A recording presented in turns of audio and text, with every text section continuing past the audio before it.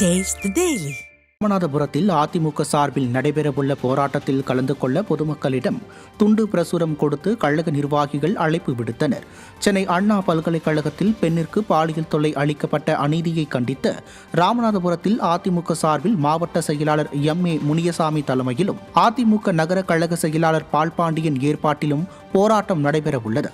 இந்த கண்டன போராட்டத்தில் கலந்து கொள்ள பொதுமக்களுக்கு அழைப்பு விடுக்கும் நிகழ்ச்சி மாவட்ட செயலாளர் எம்.ஏ. முனியசாமி தலைமையில் நடைபெற்றது.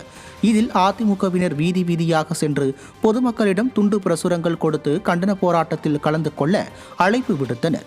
இந்நிகழ்ச்சியில் எம்ஜிஆர் மன்ற செயலாளர் ஆர்.ஜி. ரத்தினம் உள்ளிட்ட கழக நிர்வாகிகள் பலர் கலந்து கொண்டனர்.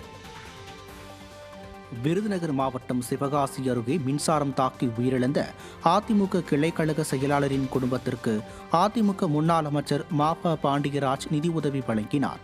புதுக்கோட்டை ஊராட்சியை சேர்ந்த கிளைக்கழக செயலாளர் அருணாச்சல பாண்டியன் எதிர்பாராத வகையில் மின்சாரம் தாக்கி கடந்த சில நாட்களுக்கு முன் உயிரிழந்தார்.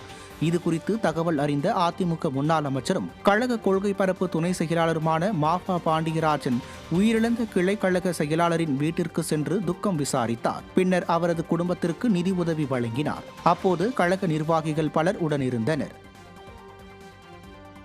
கள்ளக்குறிச்சியில் மாவட்ட அளவிலான எம்ஜிஆர் இளைஞர் அணி செயல் வீரர்கள் ஆலோசனைக் கூட்டம் நடைபெற்றது. கள்ளக்குறிச்சி மாவட்ட எம்ஜிஆர் இளைஞர் அணி செயலாளர் ராஜீவ்காந்தி ஏற்பாட்டிலும் மாவட்ட செயலாளர் இரா குமரகுரு தலைமையிலும் நடைபெற்ற இந்த கூட்டத்தில் எம்ஜிஆர் இளைஞர் அணி செயலாளரும் முன்னாள் அமைச்சருமான என்.ஆர். சிவபதி கலந்து கொண்டு நிர்வாகிகளுக்கு ஆலோசனை வழங்கினார்.